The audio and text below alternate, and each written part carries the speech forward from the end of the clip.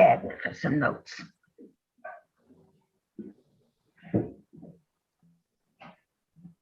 If FDNY is arriving later, I can go ahead and, do what you want to Jeremy, cover, whatever you wanted. Jeremy, the person may come up under the name that I added. It was Caroline, but it's actually firefighter. Oh my goodness, the name just escaped me. For some reason, I can't see the participant list. You mean the attendees? Hi, everyone. I can't see nothing. Hi, Anthony. There are no attendees right now, Natasha, because we haven't gone live. No, I know, but I should be able But to it's see the 6 board o'clock members that now, are so here. I'm gonna go live right now. Okay.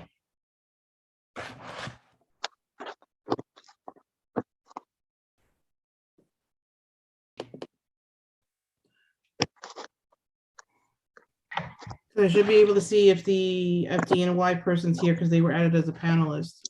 Okay, well, it's just 6 now. Okay.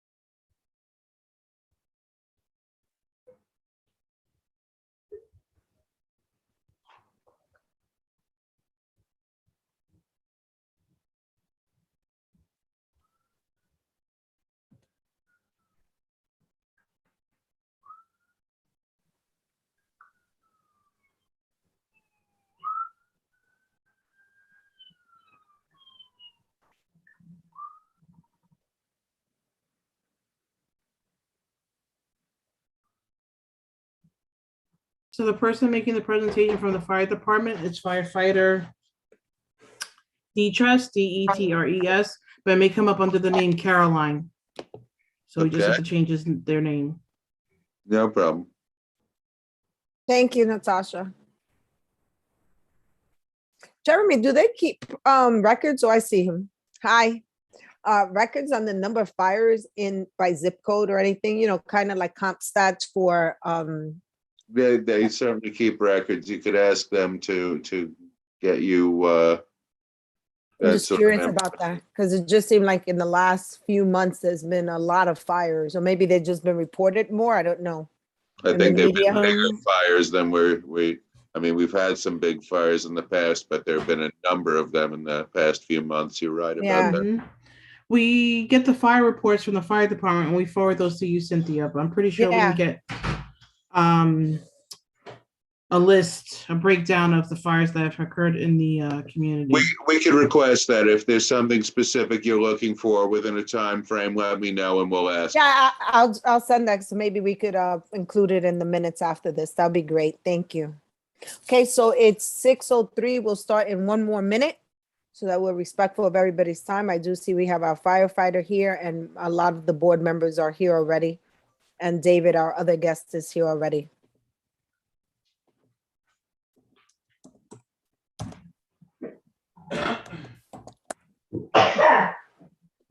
Bless you. Cynthia, I have the attendance for the Public Safety Committee. When you're ready, I'll call roll for the committee members. Okay. We could call roll now. How about we start? By the time you call roll, it'll be 6:05 and we could start this, get the show on the road. Thank you, Natasha. Okay, so Public Safety Committee members, just please stay muted for right now. When you hear me call your name, please unmute yourself, say present or here, and I'll mark your attendance for this meeting. Natasha, I'm going to mute everybody, which is going to mute you as well. So please unmute yourself and then start. Okay. You could Okay, when I go. call your name, please unmute yourself, say present or here, and then mute yourself again. Cynthia Felix, Present. thank you. Anthony Giglio, Present. thank you. Ramon Acevedo. Ramon Acevedo, I'll come back. Joan Body, Yeah. thank you, Joan. Danielle Lai. Danielle Lai. Ken Fung, After your meeting, we'll put it away. Ken, can you unmute yourself?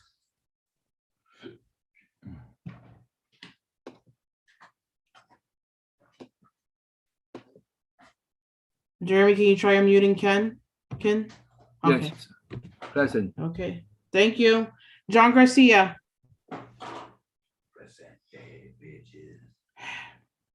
I see John's coming on right now. Give him a minute to get in. John Garcia? Oh, I'll give him a moment.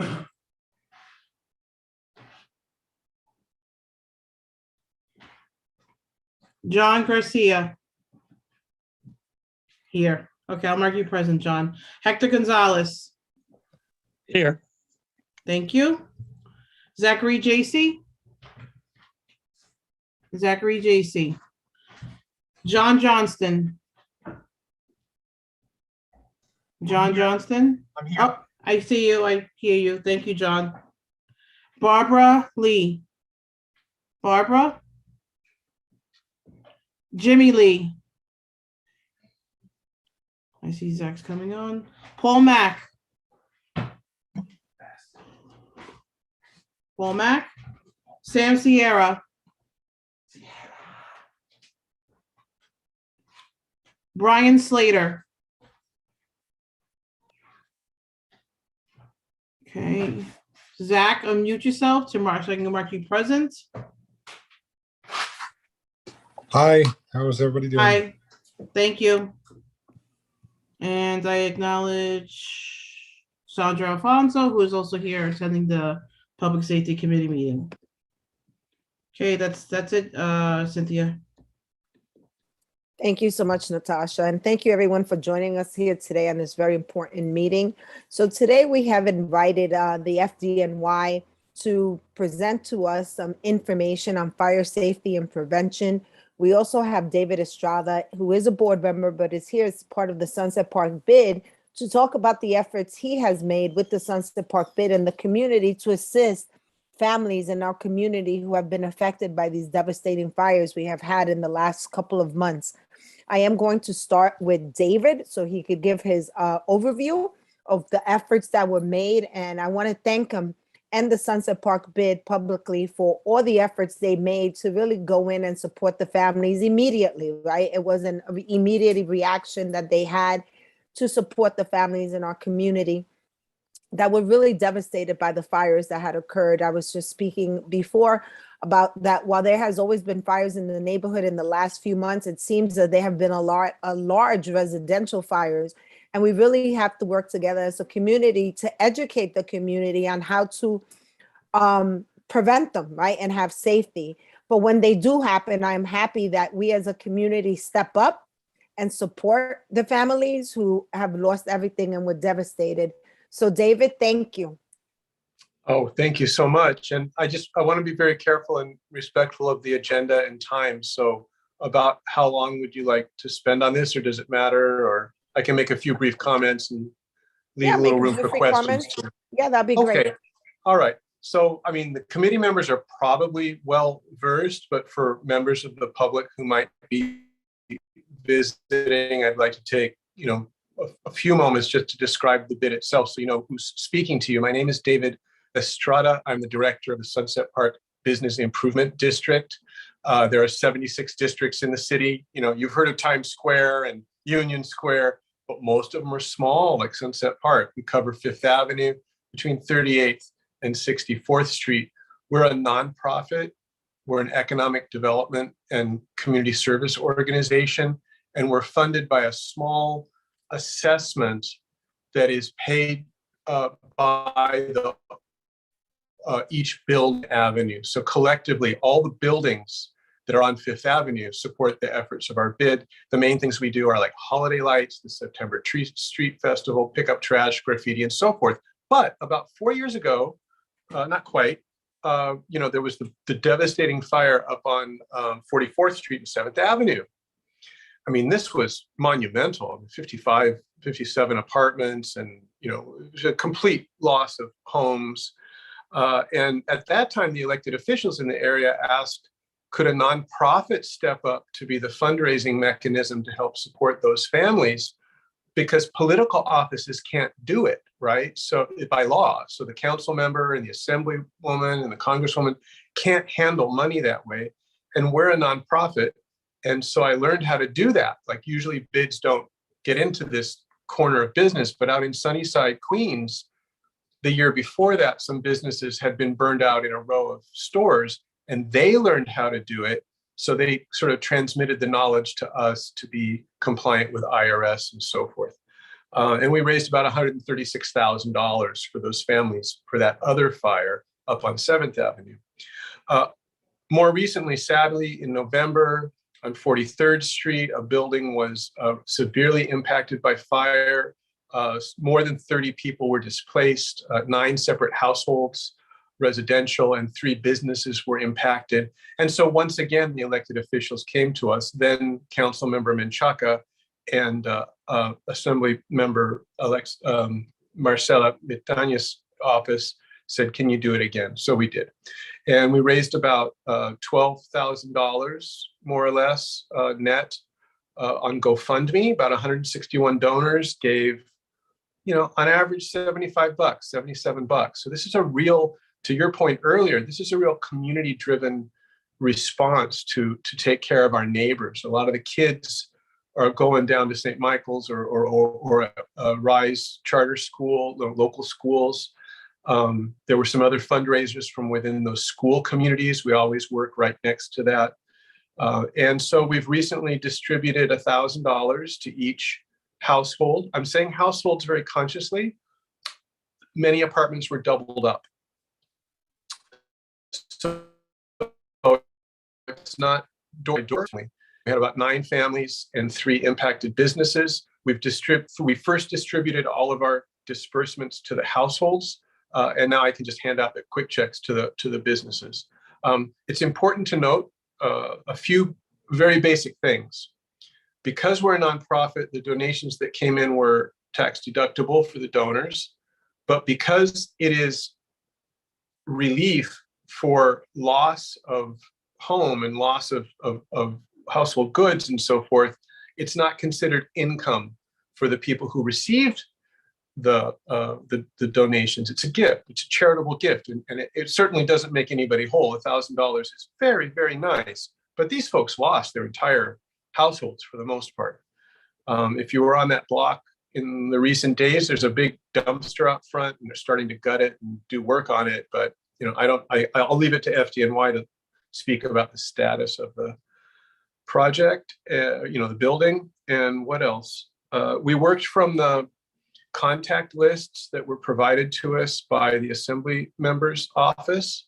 The bid doesn't get into the private business of the recipients. Like, some of the folks might have had mixed immigration status in their household, or just understandably a sense of privacy. This is a moment of crisis and pain and loss for these families. So we very consciously did not do any like press moment, or, we're not going to stand there on the sidewalk and make someone, stand behind a big check and, that just doesn't seem nice, because this all happened, remember, between November and now over the holiday season and going into the depths of winter. And these people were struggling just to reestablish a household anywhere. So we tried to keep it, a little bit private and careful. We don't retain any records about their private lives. And the board of directors for the bid has decided, based on these 2 experiences, that we should maintain a fund, a community response fund in the bid, because sadly, as you pointed out earlier, these things happen too often. And so what we do is we've established a segregated bank account that is not commingled with our operating funds. We don't take any administrative fee, or, there's no cut for the bid. We just try to do it pure pass through, so that the maximum amount possible of all the donations go directly into the hands of the impacted people. And that's about it. I mean, it's a sad reason, but we're proud and happy to do it. And we want to be prepared in the future. This is the benefit of having nonprofits in the neighborhood to work side by side with our elected officials, because sometimes we can do just a little bit at the edge of our mission, like extend our reach a little bit because of the nature of Sunset Parks community. And that's where we are. We're going to just keep at the ready for future events. That's it. Thank you so much, David. Are there any questions for David? I want to thank you again, David, and the bid for the work you have done and for updating us. It's always good to know, right? Because people donate money and then sometimes don't know what happens to it. So thank you for taking the time, for getting back to us and letting us know the updates. We continue to wish those families well and hope that they're situated in a permanent home soon. And, and I know the lasting effects of it will continue to have for them, but we will continue to wish them well and have them in our hearts. And patronize the small businesses, please. Also, households, but also businesses. The tattoo parlor is still active on the street side, and the deli has relocated down to 4th Avenue. It's kind of a family affair. I've lost a little bit track of the bubble tea sushi folks, but I'm working hard to reconnect with them.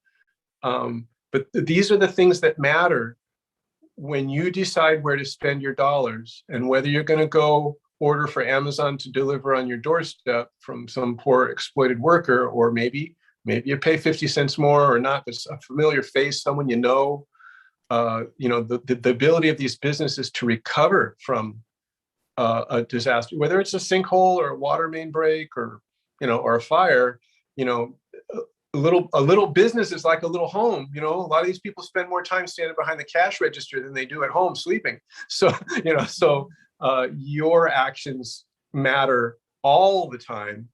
And every once in a while, we want to step in and try to cover that gap when there's a big moment. Yes, that's a great point, supporting our small businesses in our community. Thank you, David. Much appreciate your time being with us tonight. So the reason we're here tonight is really also to talk about how we could be safe in our buildings, in our community, in our homes. The number of people who died in fires in New York City in 2021 actually climbed by almost 16%, I read recently, and they had a lot of fatalities. We saw recently in the news the devastating fire that happened in the Bronx. And a lot of concerns were raised by neighbors as to the doors. There was a lot of discussion. The door didn't self-close. And, Joan and some other people are very involved in their communities and in their households and in their co-ops, et cetera, to ensure that these standards are met. But there's a lot of things that people may not know about what is required and what is the fire safety that is required to prevent the fires. So we're very happy that we have FDNY firefighter Dietrich today. He did send some literature to us, and I want to thank them for having literature in English, Spanish, and Chinese that was shared. Thank you, Natasha and Jeremy, for sharing it with everybody. And we urge everyone to please share this with their networks, right? So it was sent to all the CB7, but share it far and wide. I'd read it, and there were things on here that I wasn't aware of that I'm sure a lot of you may not be aware of as well. And I want to thank them for taking the time with us tonight so that we could ensure our safety. And before we go to you, FDNY, I see Joan has her hand up, so I'm going to give her the floor, and then we'll go on to our presentation. Thank you, Cynthia. After FDNY gives his presentation, I have some things to share also. Perfect. If you would just give me about maybe not even 5 minutes. Absolutely, Joan, we'll be happy to do so. Thank you. Okay, so without further waiting, we're going to give the Zoom forum to firefighter Dietrich. I hope I'm pronouncing it correct, or he'll introduce himself and educate us on the fire safety prevention program. Yes, firefighter Dietrich is the name. I am a New York City fireman. I've been a fireman for 18 years, and I work in the neighborhood of Bedford-Stuyvesant. I want to thank you for giving me the opportunity, giving Fire Safety the opportunity to present this to the public, and we hope that this will make a difference, and I'm sure that it will.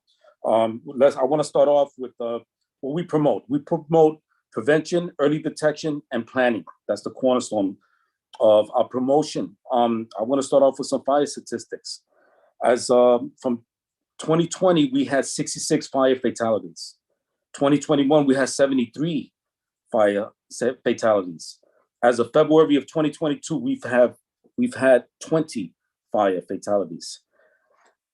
If this continues, we're going to be breaking a record that we do not want to break. And this is why it's important for us to get the word out there, as well as and you to get the word out as well. Okay. I want to start with fire safety bread and butter, which is the smoke alarm / carbon monoxide detector. Every home is supposed to, actually by law, is required to have a smoke alarm, fire, carbon monoxide detector. What I want everybody to do after this presentation is I want you to go home and I want you to check your smoke alarm. It's a simple process. All you do is you depress the button in the center, you hold it down, you will hear 6 loud beeps, followed by 3 low beeps, followed by 3 loud beeps. So I'm just going to demonstrate for you.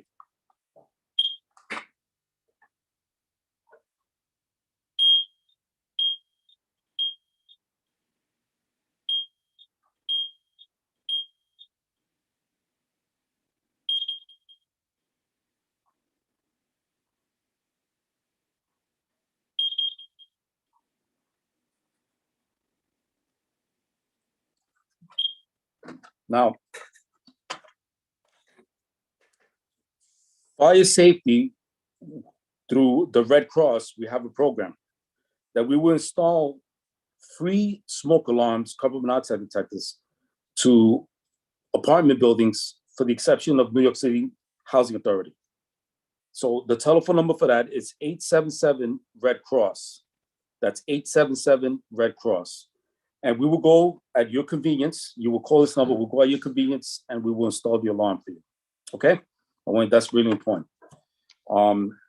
So you mentioned before about the Bronx, and that's very unfortunate. There was a lot of fatalities. That fire is still under investigation, but we believe that some of the causes might have been contributed from a space heater. Now, these space heaters, they come in handy, but they also pose a real threat for our lives. We recommend the older space heaters, which would be typically a space heater that's more than 15 years old, that you should consider getting rid of the older ones and purchasing a new space heater. Now, when purchasing a new space heater, what you're looking for is the UL listing. And what that stands for is Underwriters Laboratories. And basically what that means is that it's been tested and certified to be safe for usage in a home, okay? Now, for those who have the older space heaters, we recommend that you examine the space heater, particularly the cord. You take the cord and you run your fingers through the cord. What you're looking for is fraying, a break in the wire, or discoloration. If you find any of these symptoms on the cord, we recommend that you discard the heater and purchase yourself a new heater. The newer heaters, they come with safety devices. They come with mechanisms that if you were to push them over, they will shut off. If a child were to lift it up, they will turn off as well. But with those space heaters, there has to be a safety circumference of 3 feet all the way around the space heater. This will prevent, if something falls close to it, it will not catch, okay? So please remember that, 3 feet all the way around the space heater. In addition to that, space heaters should be connected directly to the wall outlet. Never use an extension cord with a space heater.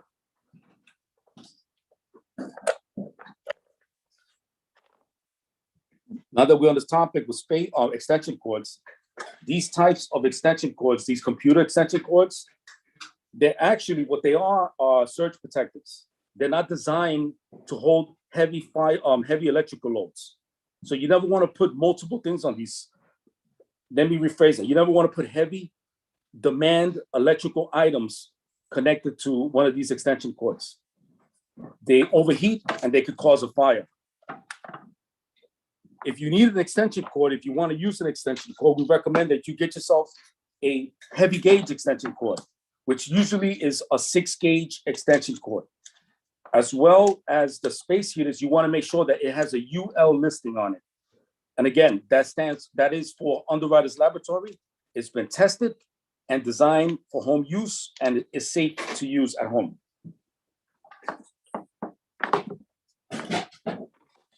Now we're going to talk about kitchen safety. The first thing I want to say is never use your stove to heat your apartment. If you have a situation that you don't have heat in your apartment, we suggest that you dial 311 and have somebody come and inspect the premises and let them get to the bottom why you don't have heat. Many fires I've been to for people leave their stoves on. Again, a child knocks something down, something falls down onto the stove, and now you have an inferno. And the kitchens, they're typically located near the exit, and this causes people to be trapped in their apartments. Okay, so again, please do not leave your stove on to heat your apartment. Keeping with the stove, we're going to discuss about a typical fires that you might have with the stove. A typical fire would be a grease or oil fire. And this happens when the oil superheats, spills over onto the flame, and ignites the oil. We recommend with the gloved mitten hand to grab a lid and place the lid over the pot. This will suffocate the fire. It will deprive the fire of oxygen and put out the fire within the pot. Another great thing to have in the house is baking soda. For whatever the fire is left over from the pot, you could sprinkle baking soda over it and it will extinguish the fire. But what's even better is for you to have a fire extinguisher in your home. The more the merrier. Me personally, I have 2 fire extinguishers. I have one underneath my bed and I have one in the kitchen. You never know, they come in handy. What you want to look for while purchasing a fire extinguisher is the ABC symbols. And basically what it means is that they're capable of putting out multiple different types of fires. They could put out trash fires, paper fires. They could put out fires that are caused by gasoline and oil. And they also could put out electrical fires. Now, the standard is the lifespan for a fire extinguisher is 10 years. So if you have a fire extinguisher that's 10 years old or older, we recommend that you discard the fire extinguisher. You could take it over to the firehouse and they'll dispose of it and purchase yourself a new fire extinguisher. You could pick up fire extinguishers at Home Depot, Lowe's, Amazon, and they're a great asset to your fire safety plan.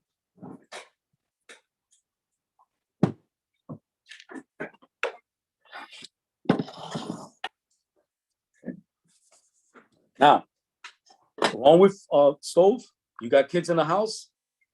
Kids are very curious. They like to touch things. They love touching the knobs and turning the stoves on. All right. It's suggested that you go out and purchase, if you have small children, purchase these safety knobs. They're simple to install and they're cheap. You could buy these for a couple of bucks and they prevent the children from turning the knobs. This also applies for elderly people that by accident might bump into the knob and turn the knob on. So these are great little inexpensive items that can make the difference. Now, children, like I said, they're curious. They love to touch things. They see these lighters and they think these lighters are toys. They grab them, they start lighting things up, and now we have a problem. All right. We suggest that these lighters be kept in an upper cupboard, out of reach of children. Okay. Now, other issues that we've been having is lithium batteries. The batteries that come in with the e-bikes and the e-scooters, in recent months, they've been igniting. Now, these fires are under investigation. We're trying to find the cause of the fire. But we do know that these, after they've been plugged on the wall for long periods of time, they self-ignite. So again, we recommend that you never leave a lithium battery charging unattended. This also applies for when you're charging your cell phone. People love to have their cell phones near the bed. They hook them up, they put them under the pillow, and they go to bed. Well, a lot of these chargers, they're made cheaply. They don't meet the UL standards. And we've had fires that they ignite while people are sleeping. So that's one situation you never want to find yourself in. Okay? All right. Now I want to jump to types of buildings that we live in. All right? To keep it simple, 2 types of building. One building that's fireproof and one building that is non-fireproof. Non-fireproof buildings are typically under 6 stories, whereas a fireproof building is more than 6 stories. Okay, so your standard 20-story building is fireproof buildings. Now, why is this important? When you have a fire in a fireproof building, you can shelter in place if there's a fire in your building. You could take a rag, a towel, wet it, place it underneath the door. This will prevent the smoke from coming into your apartment. You get on the phone, dial 911, give them your name and your location, and shelter in a place of refuge. The window is a great place to be by, all right? And what this does is we'll start sending units directly to your apartment, okay? And we'll vacate you, we'll get you out of the apartment when it's safe to do so, okay? Those buildings, the fireproof buildings, are designed to withstand heavy heat and fire conditions within the unit. So you could have the fire could be right underneath you and you will be safe, okay? For the exception of the smoke. Now, let's talk about smoke. In the event there's a fire in your building and you open up your door, you see a smoke, you gotta take extreme caution in going into that smoke. Carbon monoxide will kill you instantly, okay? We do not recommend that you venture out into the hallway that you have a smoke condition. We prefer that you stay in your house and shelter in place. Again, notify us, 911, your name, your location, and we'll send a unit to you to get you out of the apartment when it's safe to do so. Now, let's say there is a fire in your apartment building. You go into the hallway, you open up the stairwell door, and you see a smoke condition. Do not enter that stairwell. That means that the stairwell has been compromised. And if you venture into the stairwell, there's a good chance that you may not make it. Go to another stairwell and try to go that way. So if you see smoke, no go, no smoke, go. Okay? You could go down that stairwell that there is no smoke condition. Again, if you do not need to exit your apartment, you can shelter in place. Now, if there's a fire in your apartment, obviously you're gonna exit the apartment. But one of the main things in this, one of the most important things is closing the door behind you. What does that do? Well, it prevents fire and smoke from going into the hallway. By you closing that door, not only do you save the occupants, your neighbors, but you also facilitate the movement of the fire department to extinguish the fire. So you're doing 2 things. And closing the door, I can't stress enough the importance of closing the door. And if the fire is in your apartment. And this goes true to if you're exiting the hallway, make sure the doors close behind you. It is a New York City law that all doors be self-closing. This includes your own apartment. Your apartment should be able to close by itself. If your door does not close, or your hallway door or your stairwell door does not close, please notify your management office. If they don't repair it, you could call 311 and we'll have an inspector go out there and rectify the situation for you, okay? But I can't stress enough the importance of closing the door behind you in a fire. Now, let's move over to non-fireproof buildings. Again, typically less than 6 floors. The issue with these types of buildings, a lot of them are wood construction. The issue is rapid fire spread. In these types of buildings, you're going to want to do everything possible to vacate the apartment based off of fire conditions, based off of smoke conditions in your hallway. Again, if you open up that door and there's a heavy smoke condition, you're going to have to utilize a second means of egress, which in most of those buildings will be your fire escape. Today, everybody has homework. I want everybody who lives in a non-fireproof building with a fire escape to inspect your fire escape. Make sure that there is no obstructions in your fire escape.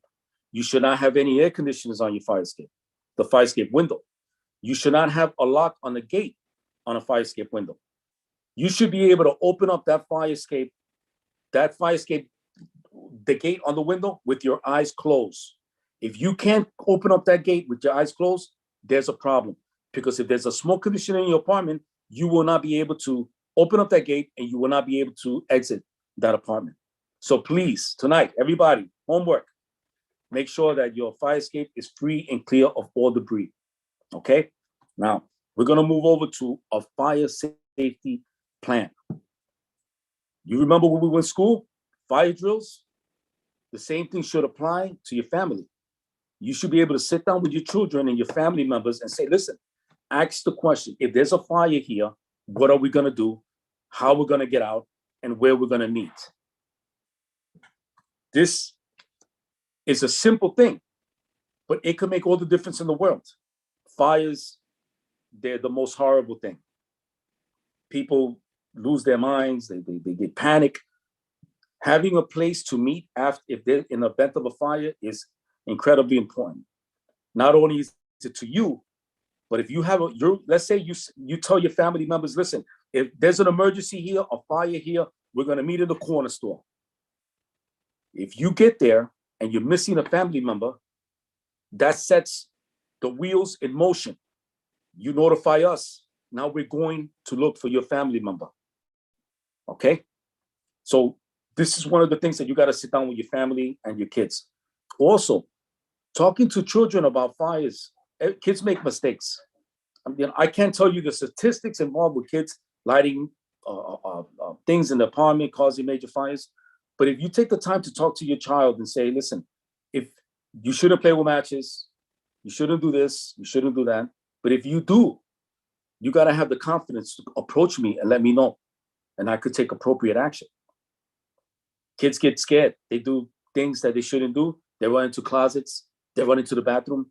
Meanwhile, the parents are sleeping. So these are things that we want to try to avoid if all possible. Okay? Now. All right. So let me see what else we got. Okay. So now there are special outlets. Even though this is not related to fire safety, it's related to safety, home safety. These outlets are called GFCI outlets, and they should be in the bathrooms and in the kitchen. Near any outlet that's near water should have these GFCI outlets. And basically what they do is, if you have the hairdryer on, it falls in the water, they automatically shut the power off to the outlet. And this applies also to the kitchen. If you're running an appliance and it falls into the sink, it'll turn off, okay? By law, they're supposed to be in throughout the city. So just take a look at your outlets, you know? I'm sure that's something that could be easily fixed with you communicating with your building management, okay? So now, we talked about statistics. We talked about smoke alarms. We talked about stoves. We talked about outlets, candles. People love their candles. They love their scented candles. I can't tell you how many fires we've had with candles. You put them down, you turn them on, it smells great, you walk away. The kids complain, a ball hits it, knocks it over. A pet, one of your pets complain around, knocks it over. Now we got a situation. So if you're gonna have a candle lit in your house, never leave it unattended. If all possible, get a nice little bowl place a little water underneath the bowl and place the candle on top of that. All right, it'll give you a little more safety. Okay, so now we spoke about heaters, stoves, outlets, fire extinguishers, types of buildings, and fire escape plans. With that being said, I want to open up to questions. So does anybody have any questions for me?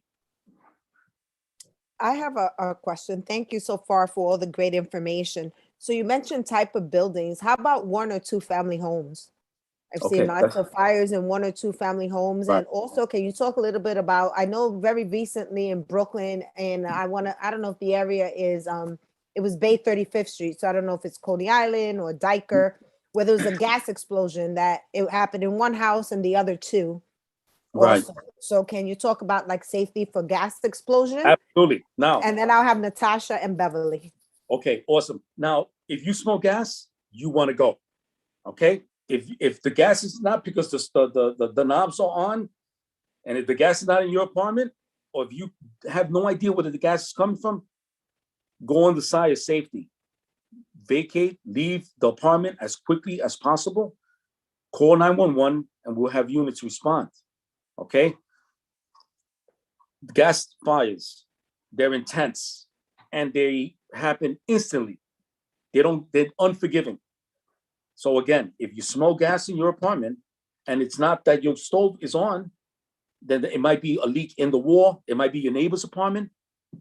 So what you want to do is you want to leave your apartment as quickly as possible and dial 911 and have units respond.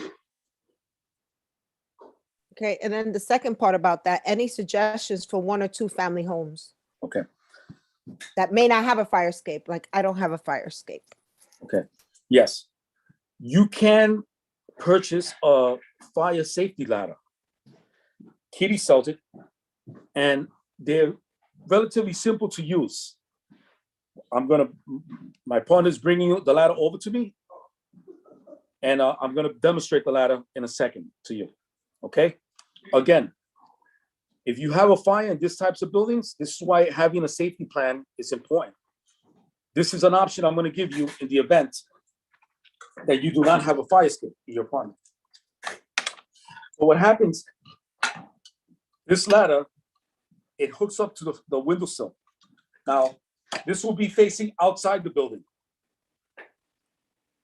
This strip opens up and it deploys ladder. It's a deployable ladder. And it withstands up to 1,000 pounds of weight. And this will take you all the way down to the first floor. Okay? They run for about $50, but they're a great asset for fire safety in your house. That gives you an option. The other option would be to close the door in your apartment, in your room, and stay by the window, dial 911, and have units respond. But having that ladder there it's an answer, and it'll get you out of a bind quickly. That's great. And for all those of us who are pet lovers on here, Yes. any safety things for them during a fire? You know, many times you hear, oh, they left the dog behind, the cat behind. You know, I would take my dog, you know, but I know in the rush, you know, something may happen. So any suggestions on keeping them safe while they're waiting with us, either for FDNY to reply or while we're sheltering in? Are there any precautions we need to take for them? And of course, we know for children what to do, but how about for pets, especially dogs and cats? I treat the pets like family. I'm not leaving the house unless I have my kids with me, you know? Yeah. And that's basically the same thing. But if you know, in haste, you're panicking, you leave, let the fire department know. We will treat the pet as a person, and we will send a unit in there to get your dog out or your cat. All right. Notification is important. So just notifying us of the situation, we'll get to it and we'll get your pet out of there. Okay. Great. Thank you. So we have Natasha. I do have questions, but the board members could go first. I just wanted to acknowledge that Danielle Lai is here, present at the meeting. Danielle, can you unmute yourself and confirm you're here? I am here. Thank you. Thank you. you. Okay, Natasha, I'll get back to you. Beverly? Hi, how's everybody? And thank you for all this valuable information. My pleasure. I have a question, and I might have misunderstood you. At the beginning, you said something about a smoke alarm and a carbon monoxide detector in one unit. And the reason why I ask is I have high ceilings, and I have my own furnace, my own heating system. So I was told to have a smoke detector up on the ceiling and a carbon monoxide detector lower down. Do you agree with that? Yes. You could have it either way. These new smoke alarms are designed to be in different types of situations. That's just one way of doing it, but it really doesn't matter. Either way works, if that answers your question.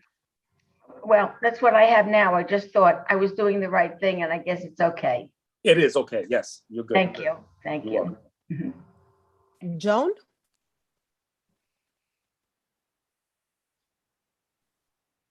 I thank you also for your presentation.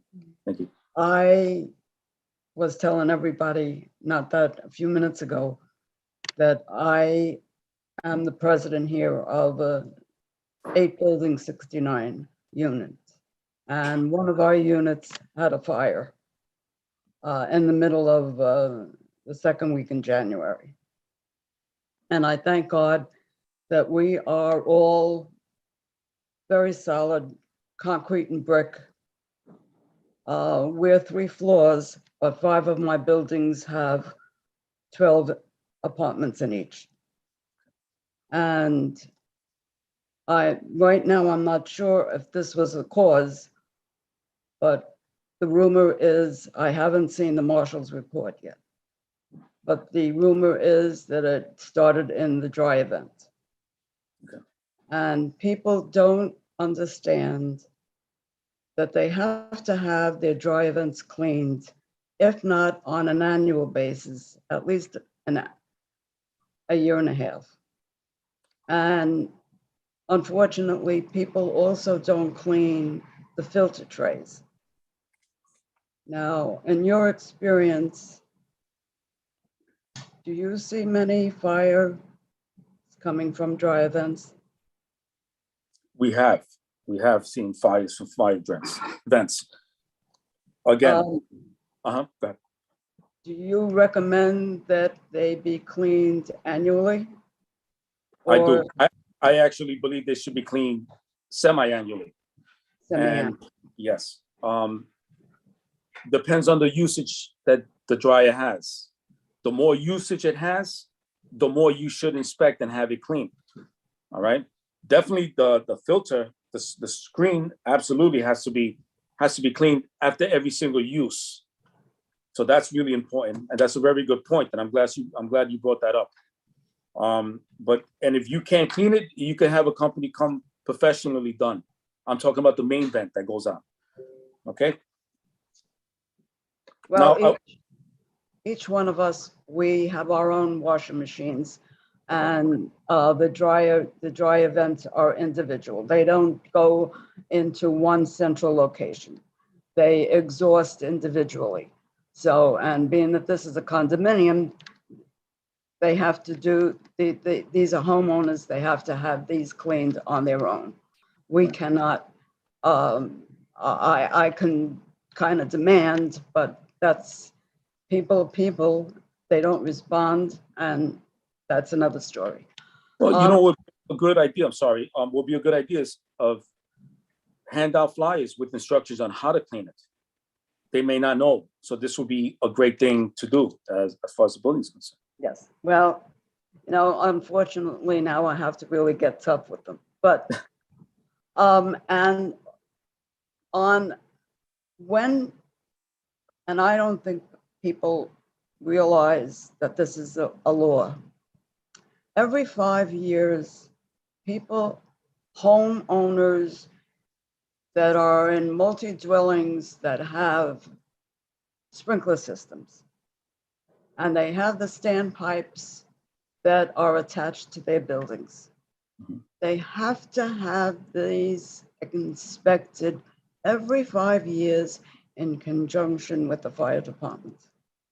That's correct. And I often pass by buildings that have had fires, and I see the sprinkler system, that they do have sprinkler systems, and I often wonder, do they have their systems checked every 5 years? I know they could get a violation. But do you find that people are kind of neglectful on that point also? Well, the city has fire prevention go out and run these tests on these standpipe systems. But your local firehouse does yearly inspections on these buildings. So every time I go to a building to do an inspection, the first place I go is to the basement. And I look for the certificate of fitness. And if their certificate of fitness is expired, it's a pretty big fine that they get, okay? And they get a violation order, and they must remedy these violations within 14 days or face stiff penalties. Now, as an occupant in the building, you can request through your management company a copy of your certificate of fitness, and they should be able to provide that to you. This is at a tenant level. Something else that's important, and I really want to touch on this. The fire department should be notified of occupants that are wheelchair bound. This is important because when we receive a fire alarm, we have something called a SITS. And basically what that SITS is any important information, any occupants that are disabled, that are going to require additional help to be removed from the units, all this information comes out on the SITS. So when your local firehouse goes by to do your yearly inspection, it'll be great. And it's a help for us to hand us a sheet with tenants that are wheelchair bound or may require special equipment to remove them from their apartments. Okay. And what it does is it starts sending, instead of our typical response, it creates a larger response. So we have more manpower going to your building. And well, when you leave, when there's a fire, please close your door. Don't lock it, because the fire department has to get into your apartment to make sure that you're not there. But if you lock it, they're going to break the door down. And you don't want them to break your door down. We have fireproof doors. Okay. And people, thank God nobody was hurt. Thank God. Are there And thank self-closing God doors? it was contained in the one apartment, and the sprinkle head went off over the door because he left the door open and he went outside. And he didn't call the fire department until the fire bell rang outside, and he went to the fire bell to see what that was all about. And there's the sign over the bell that says, when you hear this bell, call the fire department. Right. And he was outside for a long time because the apartment is just absolutely a wreck. Right. Well, But it this was is contained. why It it's was all important. contained. The sprinklers didn't go off in the halls. Okay. Okay. But close your door, folks. Please. And also, I just want to touch on that. By law, all apartment doors should be self-closing. So if your door is not self-closing, That's coming. and you're gonna have to take some action to make sure that these doors are closed. And just based off of that example alone, people panic. They're in survival mode. They forget things. They run out that door. They want to get out. Yes. You know, that's why it's so important to have these types of doors, because this will prevent that particular situation from happening. It will maybe not prevent the whole thing, but it will contain the fire in the apartment. Because if your door is fireproof and it's broken, you can't go to the Home Depot and buy one. It's a special order. And HPD does come and they do issue violations. I have 7 violations. There's no money attached, but HPD did issue 7 violations because out of the 12 apartments, 7 doors were broken. Those are great points, Joan, especially the one about the dry event that actually happened to me. I never knew dry events had to be cleaned in all my life. I have my dryer going out, and it happened because my dryer stopped working, and I didn't realize how filthy the vent going out, the exhaust going out was, and actually made a backflow. Also in that end, for those of you who still have oil burners, boilers that give oil, you also have to clean your chimney as well. All those exhaust systems are very important. So Joan, that's an excellent point. Thank you for that. And also, if I also make my own heat and hot water, but the units that I have, it's a combination of heat and air conditioning. And that filter has to be cleaned monthly. And especially in the winter, if you don't clean that filter monthly, not only do you're going to get a backup, and if it's gas, it's another problem. But please close your door. And if you smell any smoke, if you see any smoke, you don't just leave it and walk out the building. Call the fire department, right? Immediately. You don't take the clothes out of the dryer and put them on a wood floor. It's a great point. You leave the clothes in the dryer and you close the door and stop the dryer and go and call the fire department. Because Yes. no one, this is all new to me. Thank God I have never had to experience this, and I hope I never have to experience it again. But if your building has sprinklers and the sprinkler goes off, that's a lot of water. That sprinkler head must be repaired. A new sprinkler head has to be installed on the sprinkler the following, right after the fire is done. Okay, the next day, fine. Also, your sprinkler system opening and closing.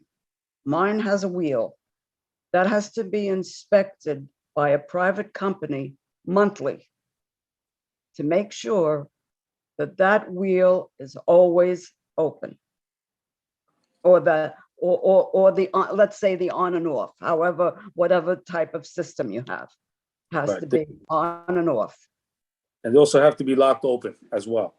So it has to be on the stem has to be all the way out, and Yes. it has to have chain. Yes. Okay. And your gauges have to be a certain percentage, Right. and you have to have a lock and a chain on that mechanism that opens and closes. Right. And this So is this part I knew. That's part of. that's very Running good. the And that's building. the one that's the people that are in charge of that are the management company or the building owners. So if you were to go down there, there's no chain on the wheel, the standpipe wheel. This is the pipe coming in from the outside to the inside of the building. Then you would notify the building management, and they are required by law to correct that. Thank you. Thank you both. Danielle? Hi, sorry, I was muted. Hi. Hello. How are you? Thank you so much for doing this presentation. I think it is really important. I actually was in a fire right before I moved into this apartment that I'm in now. It wasn't my unit, but it was in my in the building that I lived in on 78th on the Upper East Side. And the thing that I learned the most was just like how little time you have. Like I know that we hear about that in like California, people are like talking about it, but like we mentioned that how like you don't leave your animals behind. Like I have 2 cats and I got one in the bag, and by the time I went to get the second cat, like there was smoke coming into my apartment and my cat had run under my bed in like this corner where I like couldn't get to him, and I literally had to like leave him there to die. He didn't, but like it happens. Like obviously if it was my kid, maybe I would have sacrificed my life, but like it really comes down to like minutes. So my question for the fire department is can you give us some advice on like what you would put in a go bag and like realistically like what you actually need? I ended up leaving with just my keys to my apartment and no phone, no nothing. I was in my pajamas and had 1 cat. So that's not the best survival situation. So I just wonder if you could give us a little advice on to like what realistically you should bring with you.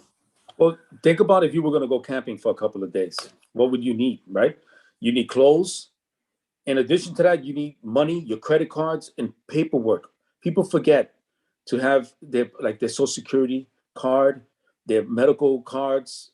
These things have to be in a place that you can put it near your go bag. In the event you need it, you can throw it into your go bag. Clothes is the first one. Some snacks, some water, a flashlight, and a list of telephone numbers of if you don't have it in your phone, a list of important telephone numbers that you might need in the event of a fire, and again, cash, money. One of the worst. You're gonna be out of. You may possibly be out of your home for an extended period of time, depending on the fire, the type of fire, and the extent of the fire you have in your home.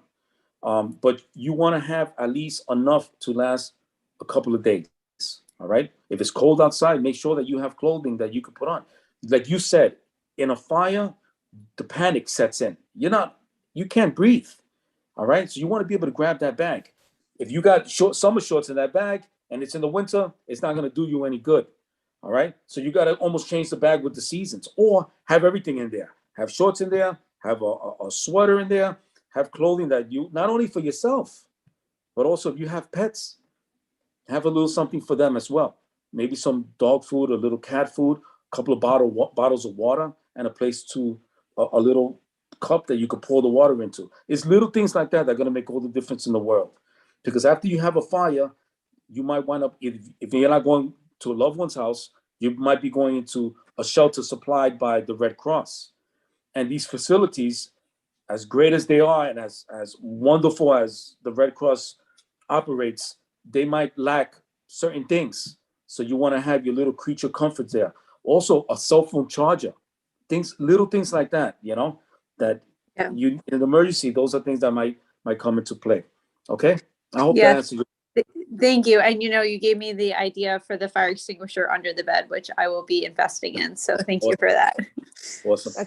That was a great point. Also, do you recommend those little fireproof lock boxes for your paperwork? I know I have one. I bought one recently from Amazon. It was inexpensive. It was about $30 that I keep my paperwork Yeah, in. absolutely. It's supposed to be fireproof to keep the documents. Absolutely. Those are great. And those are based off of the fire conditions, Right. It depends on how hot it gets, but they're a great option regardless. All right. So that's a great point. And that's one of the things that be a great idea. But being able to grab it really quickly and putting it in your bag, because the worst thing in the world is having to go try to get a brand new ID card. You can't get your ID card because you don't have your social security card, So all these things, having it in one place that you could grab it and go is really important. It'll make the difference. Thank you. Natasha? Okay, thank you.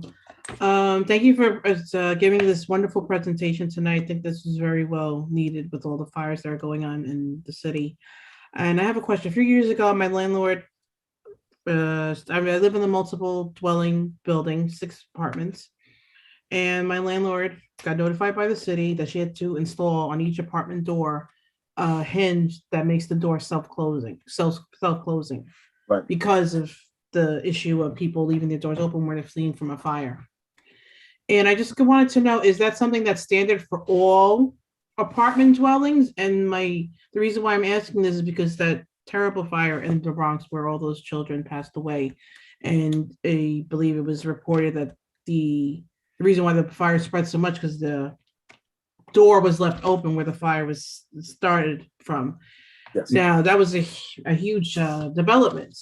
Is that development also required? Like, should they have had the special hinges on everybody's apartment door that, like, if they leave the apartment, it just closes itself? Yes, Closes, the answer my is apartment yes. door does.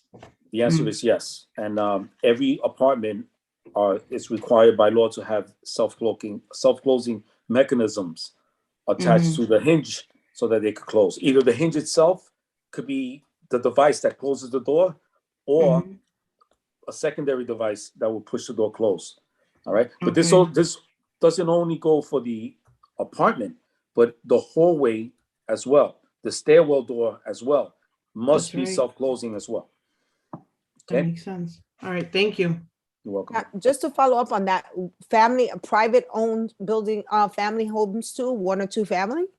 Also have to have the self-closing door? Yes. Yep. Okay. Yeah. That's good to know. So every single part, no matter Every what single- dwelling it is, you have to have a Doesn't matter. self-closing door for your apartment, and if you have hallway doors as well. Yes. Okay, good to know. Yeah.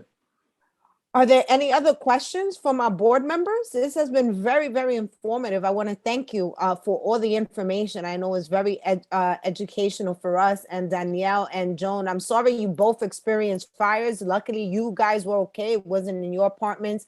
But thank you for sharing your very personal experiences and putting a face. A lot of times you see a big fire somewhere, we don't know who that is or what happened. So thank you. And the lessons learned, I think, were very important, both One from last- Danielle and from Joan. Yes, Joan, One, you're muted. Joan, you're muted. sorry, the hinges that the firefighter was talking about, they're round, they're that high, and they're round. On the bottom, there's little holes. And with an Allen key, you can put an Allen key is straight and has it looks like an L, an Allen key. And you put that key in the little hole and you can adjust the mechanism that's inside of the hinges. Now I'm looking at my front door. There's 3 hinges. There's one on the top, in the middle, and on the bottom. And if you adjust that, the door will close quicker. Then the other type that he was talking about is, one is attached to the door, the top of the door, and then you see the other one is attached to the top, the top, and that'll make the door swing, and that also can be adjusted to close quickly. That we have on all of our front doors and all of our inside doors, but over the years, now I'm here 30 years, over the years, then it starts to fade, but they can be adjusted. Yeah, thank you for that point and pointing out that there's more than one way to do that. I think that's very important for people to remember. I also want to thank the firefighter for his service. We appreciate you. Thank you Yes. so much for your Yes. service and sacrificing yourself for our good. We want to thank you for that. We appreciate our servicemen and definitely want to thank you for that and for providing much valuable information. So just as an aside, if other community members wanted to do this at schools, or let's say Joan in her building, is this something that's available to the public as a whole that they could then educate others? Because we're learning, we're going to pass it on. But I know that it could be something. And also I want to push that free fire alarm from the Red Cross. They do come to your house. I had them come here. They come to your house. They tell you the best place to put it. It's absolutely free. And it is a great thing to do. And I want to thank them for providing that. But are your services available so that others could share the information? Absolutely. We have a dedicated crew that go out and give these presentations in person. We can actually go to your building, give a quick inspection of the building. We won't write any violations or anything, just a safety check, and we can make recommendations for you. All right. And in person, We could bring all our things and show it to you, and it'll be a more personal interaction. And our unit is dedicated to this. So please feel free to reach out to us, and we're at your disposal. And I want to thank you all truly from my heart, because I take this very serious, for giving me and the Fire Safety Unit an opportunity to give this presentation. I truly hope that it was a good presentation and you guys got something out of it. I want to say God bless you all. Be safe, please. Thank One you. more. One more. Yes, go ahead, Joan, Yeah, please, sure, feel free. absolutely. Go ahead. The fire extinguishers. Yeah. Make sure that you have the fire extinguishers checked annually, because if the pressure goes down on the fire extinguisher, you're not going to get the benefit of full, if you have to use it, you won't get full cover, pressure. Am I saying it correctly? Right. Well, these will be fire extinguishers that will be, if they're in the hallway, they're required by law to be inspected annually or semi-annually. For the ones that you have in your house, those, they're good for 10 years. Those really can't get inspected. The ones you buy at the Home Depots and the Lowe's and the Amazons, those they're fixed, and they have an expiration date on them, kind of. So you look at and you know by the way you know how old it is by the manufacturing date. So you go 10 years from that date. After 10 years, dispose of it and get yourself a new one. And also fire alarms, right? They, after a while, you have to also, Yeah. I know they like the ones now, I know the one that Red Cross put has the batteries that last for 10 years rather Yep. than switching them out, right? Yeah, these last for 10 years and they're great. And if you have old ones, 877 Red Cross, we'll come out there and we'll put brand new ones for you. Okay? Great. Thank you. So You're if there are welcome. no further questions from the board or any of the attendees, I would like to thank you once again on behalf of Community Board 7 for joining us tonight and giving us this valuable information. I took copious notes that I'm going to share for the entire board to have, and let everyone know that you are available. And I know you guys do a special children's presentation because I seen you at our schools. So thank you for that too, because like you noted earlier, children are very curious and sometimes don't know that their mischievousness sometimes may cause harm. They don't mean harm by it. Yeah. So Absolutely. thank you once again. welcome. With that, if there are no other questions, I motion to adjourn the meeting Good night, and everybody. wish everyone Thank a you very again. pleasant and safe night. And welcome. thank you again, Firefighter Dietrich. You're welcome. Thank Bye-bye. you. Good night. Good Have a night, good night, everyone. everyone. Bye-bye. Good night.